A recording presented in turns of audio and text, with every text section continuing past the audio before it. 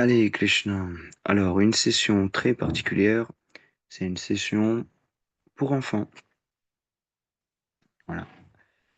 Donc, mon fils va lire quelques versets de la Bhagavatam, notamment l'histoire de Dhruva Maharaj. C'est dans le chant 4, chapitre 8. Ça commence dès le verset 5 à 6. On va commencer vers l'histoire de... C'est pour un enfant, ça va être plus simple. On va pas tout lire, on va lire l'essentiel. Ce sera déjà bien. Donc cette session est enregistrée pour le plaisir de tous et de toutes. Donc je vais quand même dire les prières. Om Namo Bhagavate Vasudevaya. Om Namo Bhagavate Vasudevaya. Om Namo Bhagavate Vasudevaya. Om Agyanatmilandasyam Gananjana Shalakayam Chaksunmilitam Yena Tasmai Shri Gurave Namaha Shri Chaitanya Manobhishnam Stapitam Yena Bhutale Swayam Rupa Kadamayam Dadati Swapadam Tikam Vandeham Shri Guru Shri Yuta Pada Kamalam Shri Gurun Vaishnavam Shilupam Sagajatam Saganaragunatam Vidam Damsa Jivam Sadvaitam Savadutam Parijana Saitam Krishna Chaitanya Devam Srilada Krishna Padan Saganaralita Shivishakam Vitamscha He Krishna Karuna Sindhu Dinabandhu Jagatpate Gopesha Gopika Kanta Lada Kanta Namostute Tapta Kanchana Golangi Lade Brindavaneshwari Vrishabhanu Sute Devi Pranamami Hari Priya Panchakalpatarubhyashtam Kripa Sindhubhya Cha Patitanam Pavanebhyo Vaishnavibhyo Namo Namah Namam Vishnu Padaya Krishna Prishtaya Bhutale Srimate Bhakti Vedanta Swami Niti Namine Namaste Saraswati Devi Gauravani Pracharini Nirvishesha Shunyavadi Paschari Shattarini Aishi Krishna Chaitanya Prabhu Nityananda Shri Advaita Gadadhar Shivasadi Gaura Bhakta Vrinda Hare Krishna Krishna Krishna Hare Hare Hare Ram Rama Rama Hare Hare Grantara Shima Bhagavatam Ki Jai Shila Prabhupada Ki Jai Nitai Gaura Prema Nande Hari Hari Bo. Nous allons commencer notre lecture tout de suite.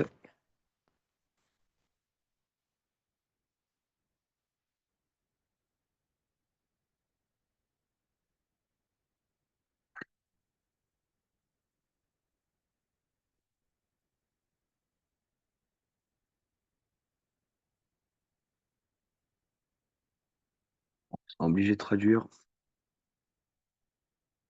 parce que pour l'instant il n'y a pas. C'est dans le chapitre 8. Pour l'instant il n'y a pas de version française en ligne de Shima Bhagavatam. Donc on traduit avec le Google Traducteur tout simplement. Chapitre 8. Dhruva Maharaj quitte sa maison pour la forêt. Tu veux lire? Tu veux commencer depuis le premier? Texte 1. Le grand sage Maitreya a dit les 4 grands sages Kumara dirigés Il faut venir parce qu'on ne s'entend pas. par Sanaka, ainsi que Narada Rmu, Amsa Aruni et Yati, ton fils de Brahma, ne vivaient pas à la maison, mais devant des Udvareta, ou Naishtika Brahmachari. des célibataires purs et durs. Texte 2. Un autre fils du Seigneur Brahma était irréligion, tout dont l'épouse s'appelait Fausté. De leur union naquirent 2 démons nommés Damba ou bluff ou maya. ou tromperie, ces deux démons furent enlevés par un démon nommé Nieti qui n'avait pas d'enfant. Texte 3. Maitreya dit à Vidura, aux grandes âmes de Damba et de Maya naquirent l'avidité de la ruse. Nikriti de leur union naquirent des enfants nommés Krodha, colère, Imsa, envie, et de leur union naquirent Kali et sœur de Dorukti, durabilité. Texte 4. Au plus grand de tous les hommes, et bien la combinaison de Kali et de la parole de Brusque naquirent des enfants nommés Mlitu mort, et Biti. peur, de la combinaison de Mlitu et de Biti naquirent des enfants nommés Yatana, dommage excessif, et Nilaya, enfer. Mon cher Vidura, j'ai brièvement expliqué les causes de la dévastation.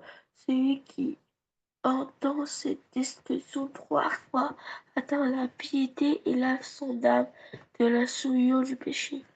Maitreya continua au meilleur de la dynastie. Kourou, je vais maintenant vous décrire les descendants de Swayambhuvamanu, qui est né d'une partie d'une expansion plénière de la personne suprême de Dieu, Swayambhuvamanu, et deux fils de sa femme Satapurupa, nommés Uttanapada et Priyadvarta, tous deux descendants d'une expansion plénière de Vasudeva.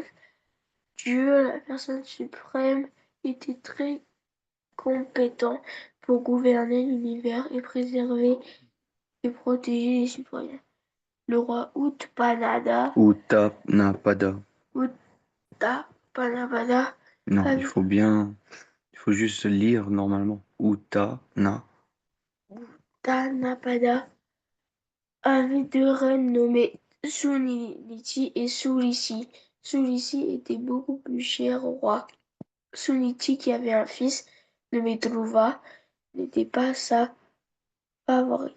Il était une fois un roi Uttanapada qui caressait le fils de Surusi, Uttama, et le plaçait sur ses genoux.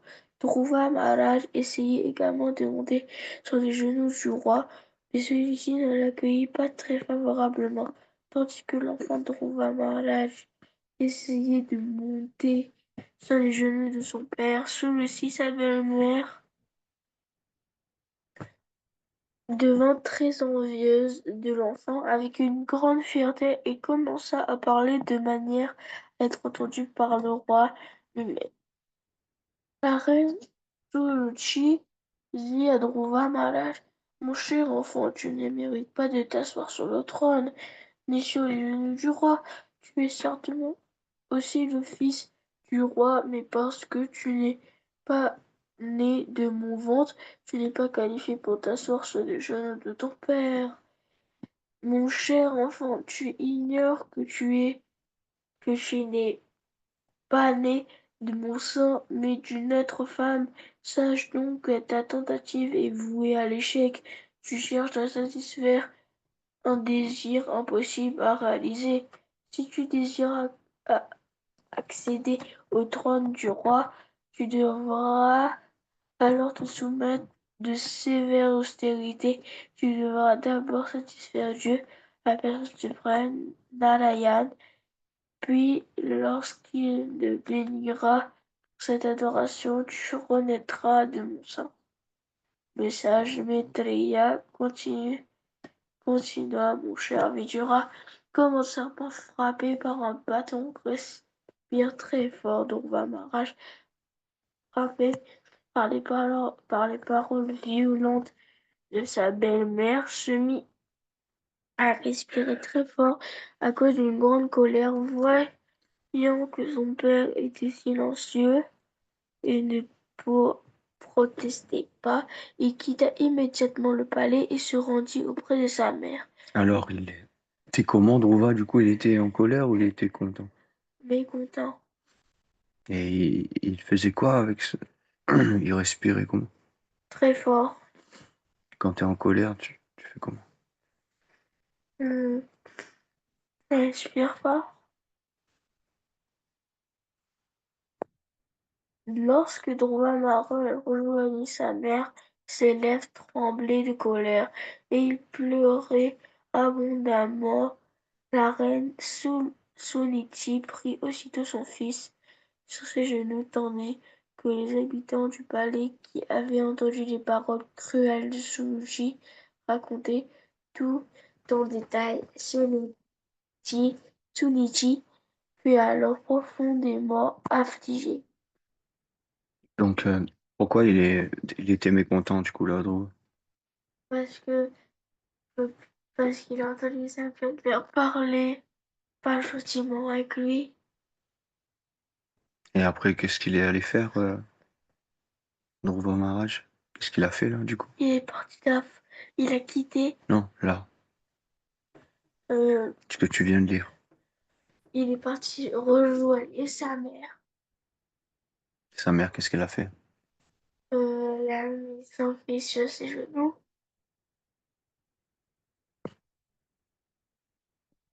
Cet incident fut insupportable à la patience de Suniti. Elle commença à brûler comme dans un feu de forêt, et dans son chagrin devint semblable à une feuille brûlée, et se lamenta en se souvenant des paroles de sa coépouse. Son visage radieux semble un lotus rempli de larmes, et elle parla ainsi, Ça veut dire qu'elle était elle-même aussi très triste. triste. Comme une feuille brûlée. Tu sais ça, tu brûles souvent des feuilles. Hmm. De quelle couleur est une feuille brûlée? Hein, De quelle noir. couleur? Et normalement, le visage, il est quelle couleur? Il est noir. Non, Mais si par exemple on est de couleur noire, on peut être noir. Mais je veux dire, est-ce qu'il est aussi noir que quelque chose qui est brûlé? non. Hein? C'est pour te montrer à quel point les mots de euh, la, la dame qui a parlé mal avec son fils, hmm, a touché sa main, l'a touché aussi en fait. Ça l'a rendu très triste aussi en fait. Extrêmement triste. Elle pouvait pas supporter. Elle a tapé, elle, Elle ne elle, va jamais réagir avec violence. elle Lis la tape pas. suite. Elle tape avec ses mots. Bah oui. Elle aussi respirait très fort et elle ne connaissait pas le remède réel à cette situation douloureuse. Ne trouvant aucun remède, elle dit à son fils, mon cher fils, ne souhaite rien de mal aux autres. Quiconque inflige des souffrances aux autres On souffre lui-même. en souffre lui-même. Donc si tu fais du mal aux autres, Tu souffres aussi ce que tu as fait. ah, C'est le karma. bah, toi tu comprends un peu le karma. Mais c'est quoi vraiment le karma? On va le savoir après. Faut que je fasse une classe là-dessus avec toi. Souliti dit mon cher enfant, tout ce qui a été dit par Soul ici est vrai, car le roi, ton père, ne me considère ni comme son épouse, ni même comme sa servante. Il a honte de m'accepter, c'est donc un fait que tu es né du ventre d'une femme malheureuse, et quand étant nourri de mon sein, De son sein. de son sein, tu as pas grandi, mon Tu as grandi. tu as grandi, mon cher enfant. Tout ce que dit Soulici ou Soulici, Solucci. Suruchi, ta belle-mère, bien que très dure à entendre, est vraie. Par conséquent, si tu désires tant soit peu, tant soit peu t'asseoir sur le même trône qu'Utama, ton demi-frère, abandonne ton envie, app- applique immédiatement les instructions de ta belle-mère, sans plus attendre, adore les pieds pareils au lotus de Dieu, la personne suprême. Pourquoi il peut pas accéder, il peut pas s'asseoir sur les genoux de son père, tu sais pourquoi? Parce qu'il est pas né du sein De de celle qui est adorée par son père. Soluchi. Parce que son père a plusieurs femmes. Avant, les rois, ils avaient plusieurs femmes. D'accord? Maintenant, ça a changé. Krishna ne veut plus maintenant qu'on ait plusieurs femmes. Mais avant, les rois étaient pieux. C'était des rois saints. Ils écoutaient Dieu. Hmm. Ils avaient l'autorisation d'avoir plusieurs femmes. Et Suruchi était Et une du, femme préférée, en et fait. du C'était coup, la plus jeune. Utama, C'est le fils de Suruchi. Utama, et du coup, Utama, il est saint. De toute façon, quand je te dis, par exemple, avant, les rois étaient saints, les rois étaient pieux. Ils croyaient en Dieu, un minimum. Tu comprends? Donc, ils suivaient les instructions de Dieu. Hmm. Sauf que, parfois, en ayant beaucoup de femmes comme ça, il arrivait qu'ils perdent la raison. D'ailleurs, c'est ce qui est arrivé avec le père de Dhruva. Hmm. Au lieu de prendre son fils sur ses genoux, il l'a rejeté. Il n'a rien dit. Hmm. Il a préféré choisir une femme à son fils. D'accord? Il va le regretter par la suite. C'est pas maintenant, mais par la suite, il va regretter ça. En tout cas, c'est Suruchi, elle voulait que Dhruva Maharaj parte, parce que c'était la femme d'un autre. C'était le fils d'un autre. Lui, elle voulait uniquement que son fils soit le roi. Tu comprends? Parce que là, c'est bien ça qu'on parle. C'est des princes. Ils peuvent potentiellement être des rois. Par contre, bah, voilà, il y a une guerre à propos de ça des fois. Il y a une bataille en tout cas. Donc là, Dhruva Maharaj, il a reçu un conseil de sa maman qui lui dit de faire quoi? Et d'obéir Soluchi. Mhm. Mais après, encore plus, là, dans le verset relis, si tu... Il y a quelque chose de très important là-dedans. Qu'est-ce que sa maman lui demande encore de faire? Vers la fin. Son, euh, Abandonne abandonne ton, abandonne ton envie Abandonne ton abri, applique immédiatement les instructions de ta belle-mère, sans plus attendre, adore les pieds, pareil au lotus de Dieu, la personne sans suprême. plus attendre. Qu'est-ce qu'il lui demande? Sans plus attendre, adore les Dieu, pareil au lotus. lotus de Dieu, la personne suprême. C'est qui? Et Krishna. Donc là, sa mère lui dit, ok, ah, c'est bon. Abandonne l'idée de t'asseoir sur les genoux de ton père et tout ça, le royaume, et suis les instructions de ta belle-mère. Et adore les pieds pareils au lotus de... En fait, sa maman le redirige vers qui? Krishna. Pourquoi? Parce que Krishna, c'est le refuge de tout le Pourquoi, monde. pourquoi il le dit de écouter les instructions de sa belle-mère alors que sa belle-mère vient de dire les paroles les plus blessantes? Elle vient d'expliquer là. Ah oui, Parce oui. que c'est vrai, en fait, quelque part. Il n'est pas en priorité. L'enfant qui est en priorité, c'est Uttama. Lui, il n'est pas en priorité. Hmm. Et quelque part, c'est vrai ce qu'elle a dit. Hmm. Sa, sa maman était juste je sais plus comment on appelle ça. En tout cas, c'est pas, elle est la priorité, c'était Uttama. Donc, elle a rien dit qui n'était pas vrai. C'était juste que c'est pas une façon de s'adresser à un petit qui a, je crois, 5 10 ans. Hmm. Pas une façon de s'adresser. Un adulte, Généralement, on ne parle pas comme ça avec un petit de 5 ou 6 ans, tu vois. Donc, sa mère lui dit juste de ne pas être en colère avec Sonichi. Parce que, tu l'as dit tout à l'heure, le mal qu'on fait aux autres, on va le récolter. Soulier poursuit Dieu, la personne suprême est si grande que par le simple fait d'adorer ses pieds par les lotus, votre arrière-grand-père, Seigneur Brahma, a acquis les qualifications nécessaires pour créer cet univers. Bien qu'il ne soit pas né et qu'il soit le chef de toutes les créatures vivantes, il occupe ce poste élevé grâce à la miséricorde de Dieu, la personne suprême, que même les grands yogis vénèrent en contrôlant leur esprit et en régulant l'air vital. Suniti informa son fils, tout grand-père, Soyons Bhuva Manu. accomplissait de grands sacrifices en distribuant des charités et par là même avec une foi et une dévotion satisfaite, Une dévotion inébranlable. inébranlable et vénérée et satisfaisait Dieu la personne suprême en agissant ainsi obtint le plus grand bonheur matériel et par la suite la libération impossible à obtenir en vénérant les défunts. En fait, là, il parle de son grand-père. Hmm. Dhruva, il fait partie d'une famille très, très illustre. Hmm. Qu'est-ce qu'on dit ici?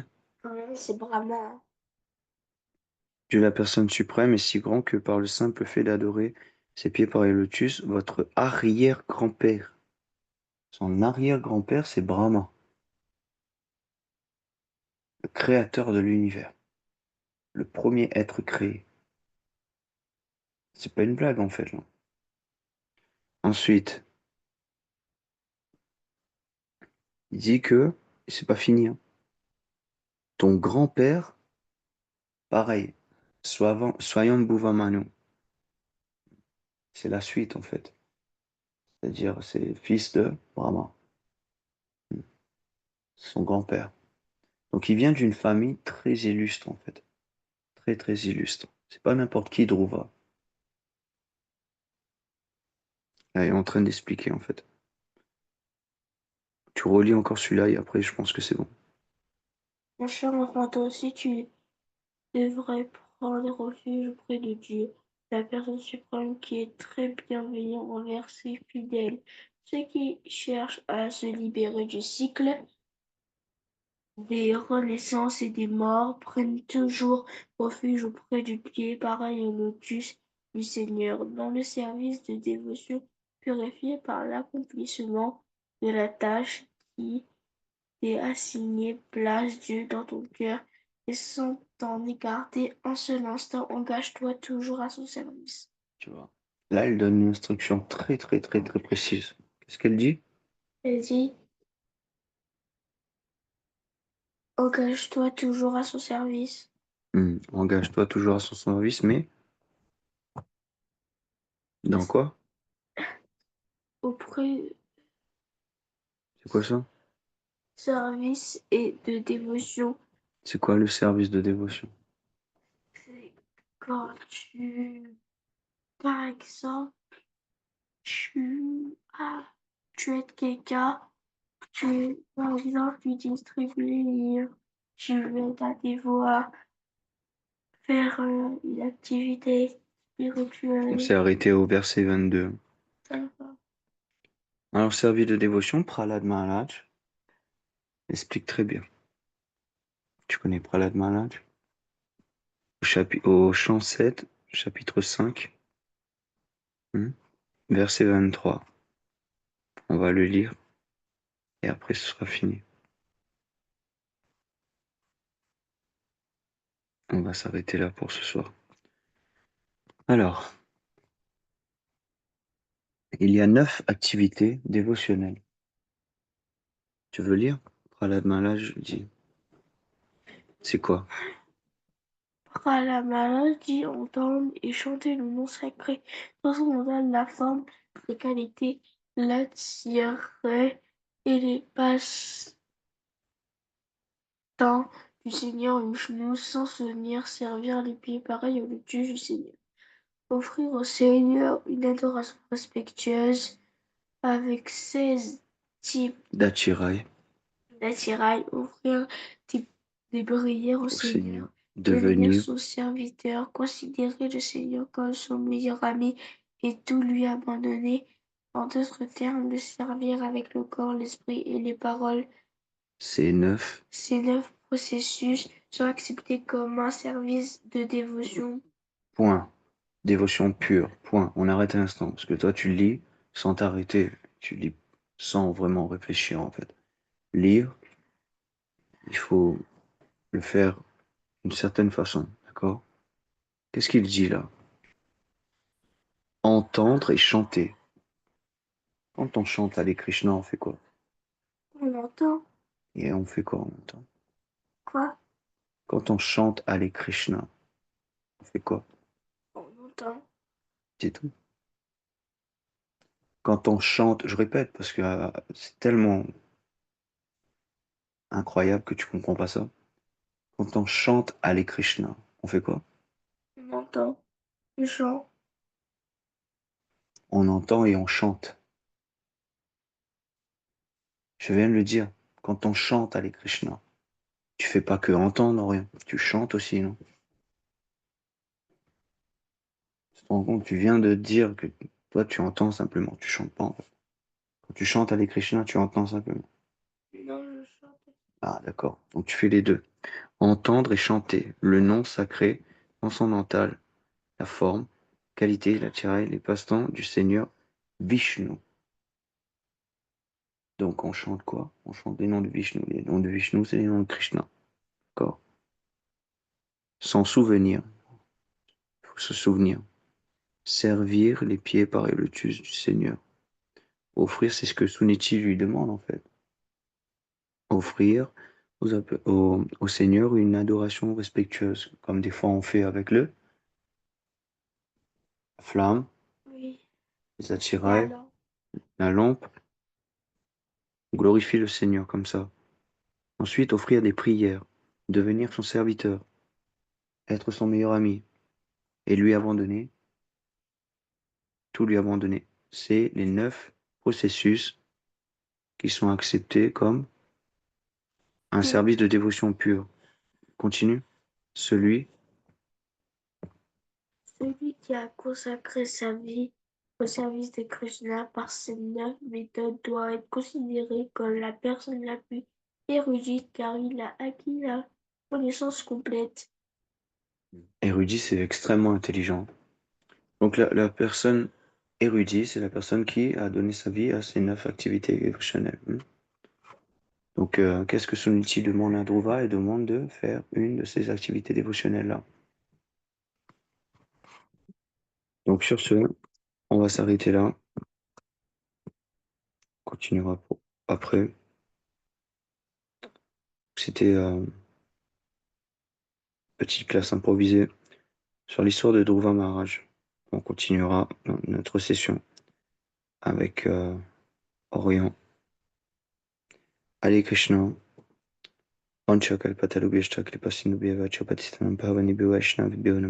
Merci à tous et à toutes d'avoir suivi jusqu'ici. Jai Shila Prabhupada. Haribo.